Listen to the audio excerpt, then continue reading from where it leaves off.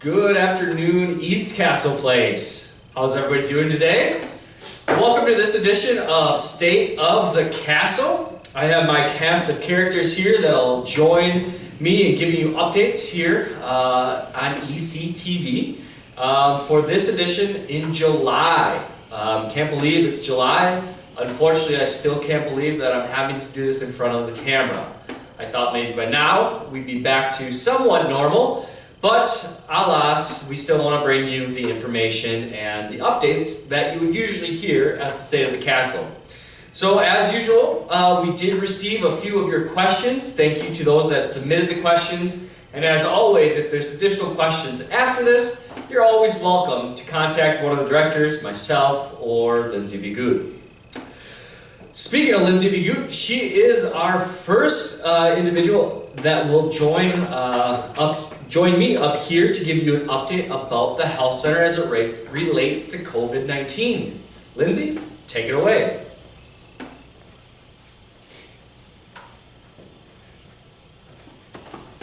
Thank you, Tyler.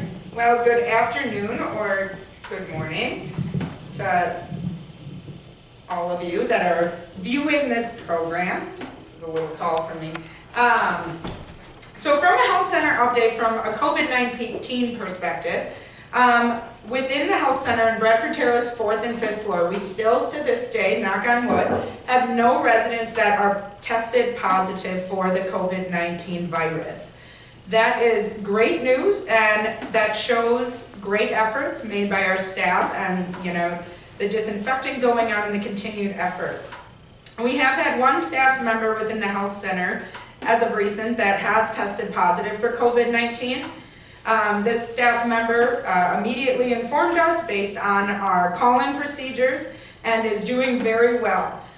This staff member tested positive by being exposed to something unrelated to the workplace so that it would not be further transpired at East Castle Place. And again, the follow-up testing from that specific employee who did test positive resulted in no additional positives within the health center for residents or staff. So we're really proud of that to keep going.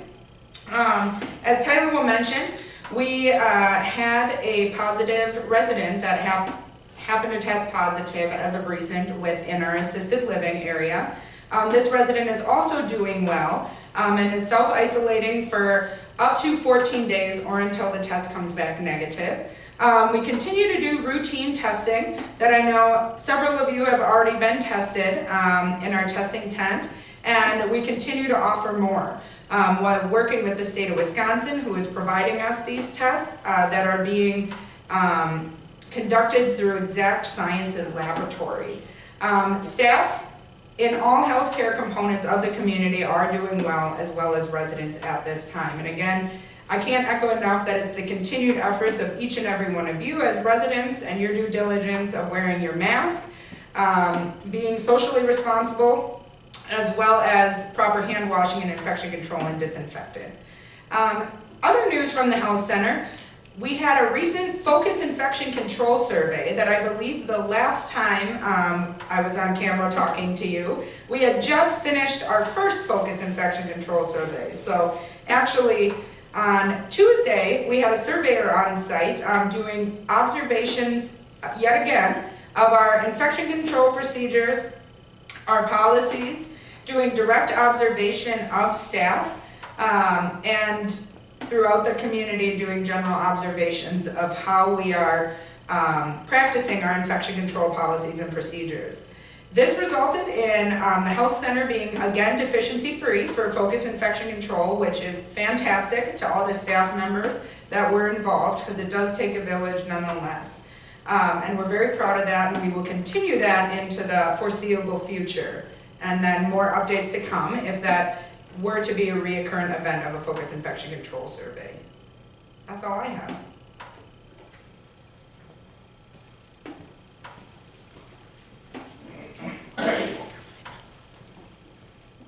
All right, thank you, Lindsay, and thank you for the great work that you and the team are doing up in the health center. Again, always great to hear how comfortable and well and safe our residents are in the health center area. as we continue to provide that 5-star quality of care. The next individual that I'll introduce, you all know, Laura Wegler, and she has some updates for you as far as the activity front, as well as a question that was submitted to her, which she will answer. Laura, take it away. All right, thank you, Tyler. First of all, I'm going to start with the resident question. The question was, would it be possible to have music also for those in the water tower or extra care units?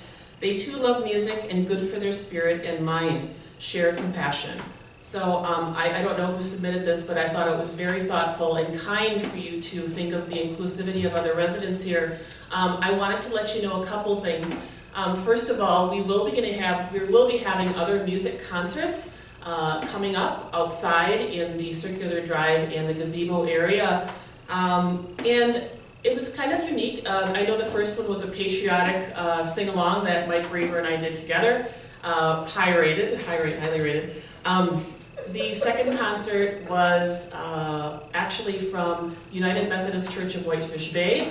A vocalist, pianist, and also Gladys Martin played the piano.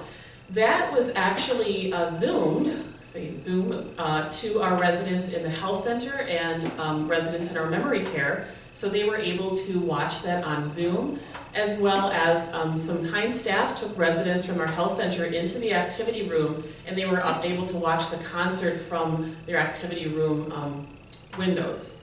So we also were able to share it on channel 955 a couple of times, so residents in Water Tower, our CBRF, memory care, and our health center and rehab residents were able to view that as well. So logistically, we're working through as much of our campus as we can have view these concerts in a variety of ways, and we'll continue to do that in the future. So thanks again, and it's nice to know that someone else can see the value of music for our residents. I don't have much more to bring up, just continue to be looking for that calendar of events that comes out. Also, the activity packets have a wealth of information. We're now beginning to include such things as upcoming events in our activity packet. So note that the Chalk the Walk, which is a special program for our grandchildren and great-grandchildren, is going to be this weekend. So make sure you follow up and read that. And then finally, since the beginning of East Castle Television, ECTV, we have had a mascot who has been in the shots of almost all of our taping.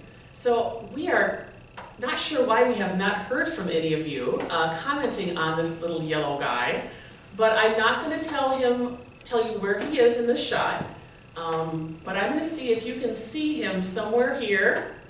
He's somewhere here on site, and he's usually hidden somewhere in a creative spot. So see if you can find him. His name is Active, also known as Ecti. So something fun for you to watch. All right, thanks so much. I'm so used to asking for any other questions, but I know, like Tyler said, yes, question from Tyler. I have a question, Laura. Yes, Mr. The fitness center seems to have maybe somebody new that's joined, Willie. And would you mind sharing that, as well as any other maybe fitness excitement that might come within the next month prior to the State of Castle? Okay, great. So the question from Mr. Gudex was, to repeat the question, do we have a new fitness person in the Aquatics and Fitness Center, and what exciting new things are going to be happening prior to everything opening? So we do have a new Aquatics and Fitness coordinator. Her name is Alice Dismassis, and she comes to us from exercise physiology. Is a wonderful individual. You've already seen her probably participating in some of the classes that are held, and you can meet her down in the fitness center as well. She's going to be doing personal training, and she's kind of jumped right into things. She also will be included in aquatics and fitness classes, which will be starting soon, and increasing personal training. So we are grateful to have her here. Willie's been working with her. They make a great team. So when you see her, make sure you welcome Alice.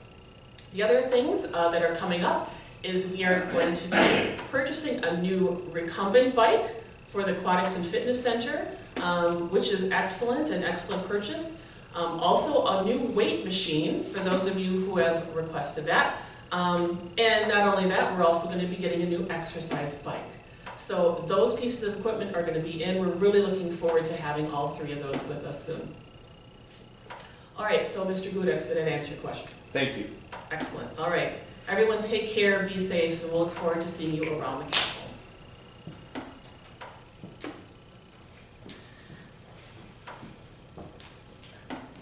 All right.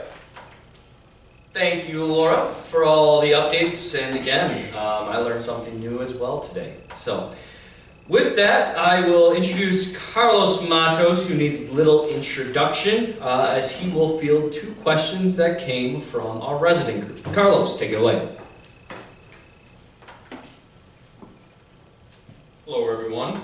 So we have 2 questions this month. The first one is, we have now been in quarantine for 4 months. Could we reverse the alphabetical order on meal delivery so we don't always get our meals last? At this point in time, we don't have any plans to reverse the order. I am concerned about perhaps having people who are used to an earlier time being moved to a later time against their will. We do want to honor everyone's wishes. I do invite anyone who feels that they'd like an earlier time to reach out to me directly. You can call me, email, or leave a message at the front desk, and I will reach out to you, and we can talk about what we can do to get your meal to you a bit earlier if it's an inconvenience. The second question is, I heard that in the near future, we will be able to only buy the meals we want and not be charged for the ones we don't want. Is this true? Yes and no. So as many of you know, we've been planning for the past year to roll out a point system in the independent living dining rooms that differs from our current 1 meal per day plan. In this proposed plan, you would be allotted a certain number of points each month, which you can use to purchase your meals throughout the month. The goal of the new plan will still be to ensure that you have enough points allocated that you can still get your 1 meal per day at bare minimum. The hope is that using a point system will allow you more flexibility so that those of you who perhaps don't have big appetites or use the system a little less can use those points a little more conveniently and break up and perhaps even get a little more value. At the current time, we don't have a start date for that plan. However, as it relates to this question, which is, again, I heard that in the near future we will be able to only buy the meals we want and not be charged for the ones we don't want. Please bear in mind that even under the current system, you're not being charged for any meals as long as you don't go over your 1 meal per day allotment. All the meals that you have here during the month are an amenity as part of your fees for living here at East Castle Place, and there is no charge for them until you go over the 30-day limit. I want to thank you all for your patience and understanding these last few months. We hope to see you all soon. We are actively waiting for an opportunity to open the IL dining rooms when the timing is right and safe. And we'll keep you updated on that, and hopefully we'll be talking soon. Thank you.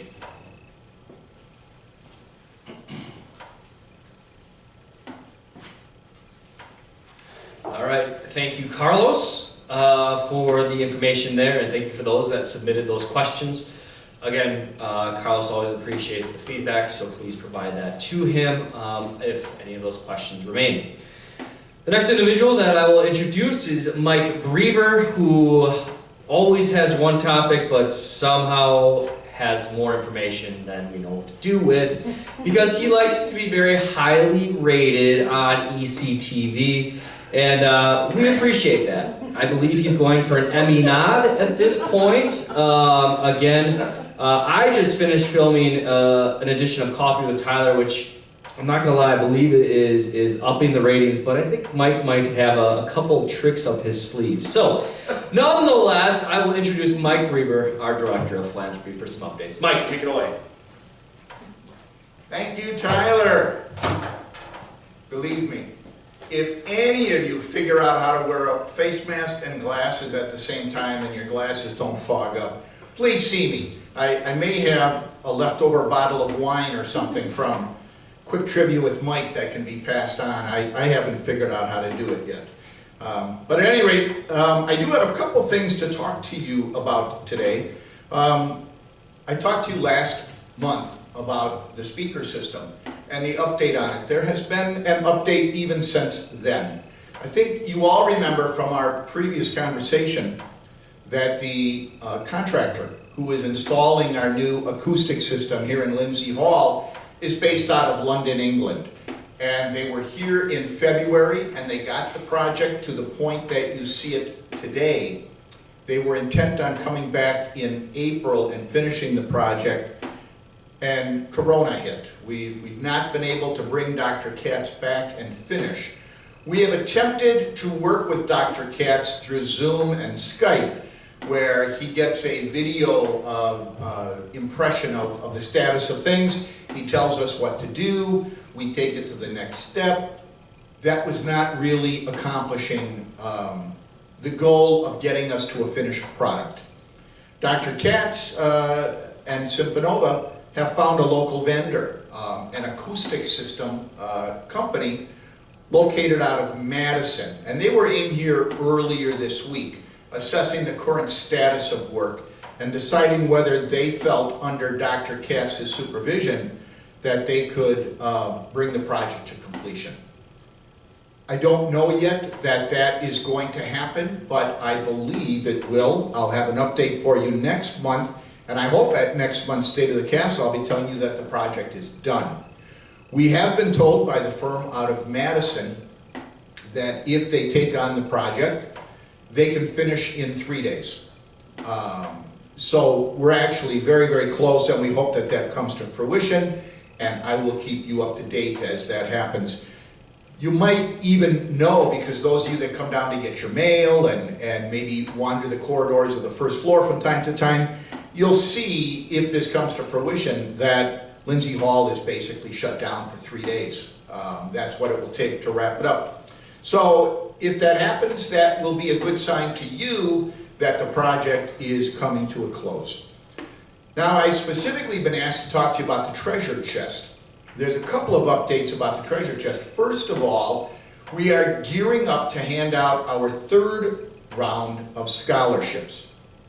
I'm very pleased to say at the present time, the treasure chest stands at a total of $15,250, which is a remarkable testament to the hard work you have all put in making this a reality. We'll be able to help a lot of student employees here at East Castle Place because of your impressive effort. We still have a month to go yet too, until we divvy up the funds. We are still looking for volunteers among the treasure chest volunteers to sit on the allocation committee. The process entails my handing out applications to student employees who intend to apply. The student employees fill them out. I compile them into a packet, and then we distribute that packet to a committee of volunteers who rate each of the applications and decide who should get how much. That committee is what we are seeking volunteers for. If you, as a treasure chest volunteer, are willing to take on this extra responsibility, please see Libby, maybe Margaret Berg, or myself. So Libby Sellers, Margaret Berg, or myself, and we can answer questions for you about what the committee entails, and also about whether or not we still have openings on it. But as of right now, we're looking for several people. So please, give that some thought as to whether or not you'd be willing to help us out a little bit further. You all know that the treasure chest has reopened. It is only open on Fridays from 10 until noon. We, as a concession to the coronavirus, do not accept cash. We only accept debit or credit cards. We have had an upgrade in our service with that, though. We have card readers now that work off of smartphones. And we have someone stationed downstairs. It takes about 10 seconds, 15 seconds to process a sale now. You remember in months past, if you wanted to use a debit or credit card, I had to type your information into my laptop. I am a seek and ye shall find two-finger typist. So those transactions tended to take 4 or 5 minutes.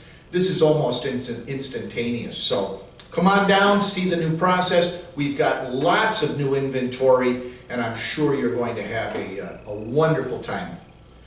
You also know that over the last 2 or 3 months, we've had a special program on Channel 955, the Treasure Chest Auction, where we highlight new inventory. And I hope you've had a lot of fun with that, seeing the new items and maybe even coming down to the Treasure Chest to check them out for yourself. As you can imagine, the Treasure Chest doesn't turn over inventory that often. We've had that show on weekly. If it's a favorite show of yours, I appreciate that, and I appreciate the support you've shown the Treasure Chest, but it may go back to every other week. It may be on when we have brand new inventory. It may continue as a weekly offering, but it may not. So please stay tuned, and we'll keep you up to date on that. Last but not least, I'm very pleased to say, as you all know, we just had the garage cleaned, and I mentioned to those of you that park in the garage, if you haven't used your car in the last year, in the last 18 months, maybe in the last 2 years, Laura Wengler's wonderful staff drive you everywhere and pick up everything you need. I suggested to you that we have a car donation program that maybe you would like to take advantage of. East Castle Place receives the proceeds of the sale. You receive a tax write-off as a result of it. I'm very pleased to say we had our first donation. The donor has wished to remain anonymous, but I can assure you that I helped process the donation. The portal to get into the program is right on the East Castle Place website. There's a narrative as to how to do this. We had the donation processed in less than 5 minutes. It happened to be a car that's not stored on site. The car is being picked up at the donor's residence. All that's needed is the title and the keys. Yeah, there you go. I bump into things all the time. All that's needed is the car title and keys, and it's a done deal. East Castle receives a check, you receive a write-off, and now we've had our first. So I hope you give that some thought.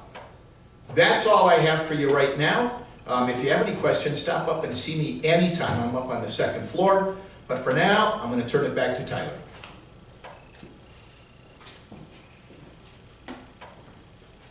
All right. Thank you, Mike, and great news on the car donation. Again, wonderful opportunity to give to our 501c3 status, not-for-profit, and also gain a tax write-off. So not only are you giving to something that's fantastic in East Castle Place, but also are able to file that with next year's taxes, as I believe the tax deadline has come and gone this month. So if you have not filed for an extension, you might want to do that. All right, so just from an overview, Lindsay provided a COVID-19 update specific to the health center. I went much more in depth in my highly rated television show, Coffee with Tyler, today about COVID-19. But just as an overview, I want to just dispel some rumors. Lindsay's already touched on them. We currently have one resident that is active with COVID-19. Again, asymptomatic and doing well. I've heard some rumors that it's everywhere, it's all over Water Tower, etc., etc. I want to have you rest assured that the information I'm providing you on that Monday, and again on the Thursday weekly updates, is the information that we presently have. And so we're not, again, trying to hide anything. We've been transparent with you through all of this beginning back in March, and that's what we're going to continue to do. So again, I urge you, if you do have questions, to talk with me, to see it for yourself in black and white in the writing. But again, if you have those questions or concerns, please don't hold those in or try to find answers that may or may not be right. I would encourage you to find a director, to find a source that is able to dispel some of those questions that you may have. I know the times are stressful. I know the times are concerning. But I appreciate your understanding, I appreciate your patience, and I appreciate your adherence to the protocols that we have in place.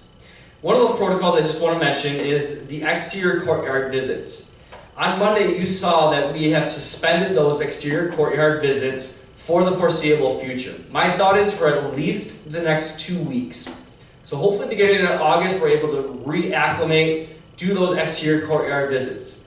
The reason for that, the why behind I just, stopped the exterior courtyard visits is because the cases in Milwaukee obviously have risen over the last week. They continue to be on a rise in an area that is a little concerning. And so we need to mitigate the risk to you all. And so that's one area that we can mitigate by not allowing the exterior visitors to talk with you, to join essentially the community.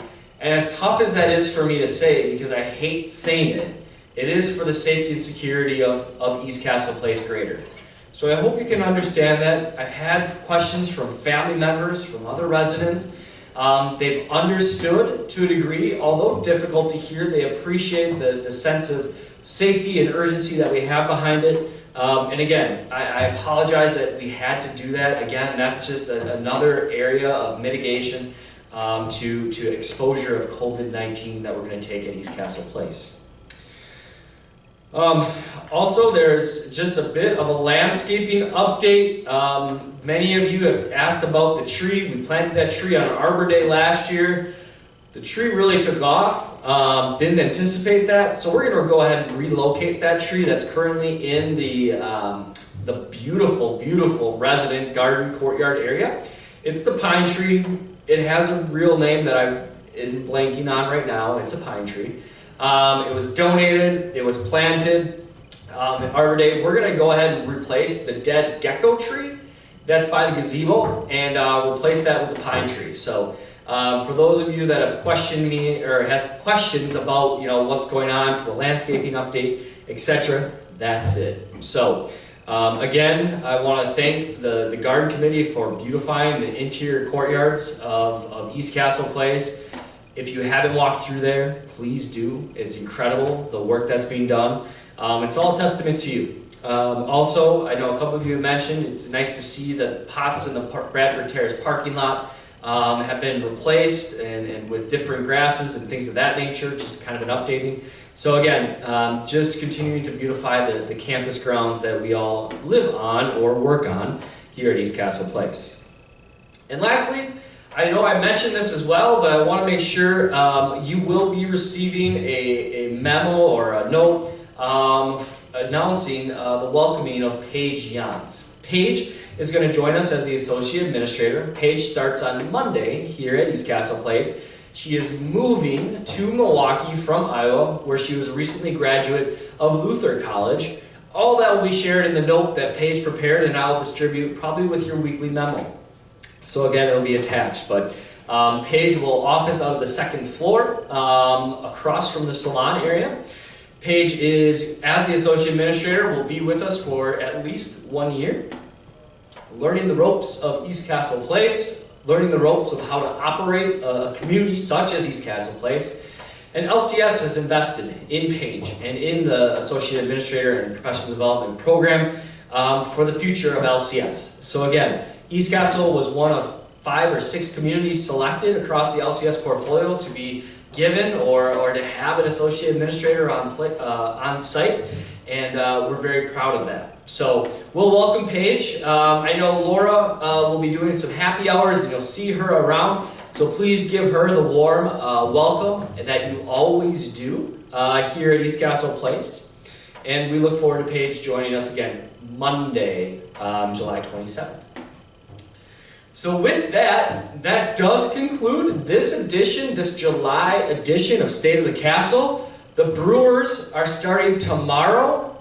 The next week, I believe, look at the activity packets, but we might have something special for you. Next Friday, as the Brewers come home to Miller Park and kick off the season in Milwaukee, man, does it look a little bit different than it did last year. But at the same time, the Brewers are back. The Bucks are going to be back, and sports are back. So that's exciting for me. Hopefully for you, we'll have some fun with it as we continue to move throughout this summer that's already closing up July. I can't believe it. I saw something for fall today. I'm like, Mike, I just hit the mic. And I was like, I don't think I'm ready for that. So Anyways, well, I thank you all for joining us today for this State of the Castle, for tuning in. I hope everybody stays well out there. And if you have any questions or concerns, please contact myself, one of the 4 individuals that you saw up here today, or any of the director team that's at your service. So with that, have a wonderful rest of your day, stay well, and we'll see everybody soon. Take care.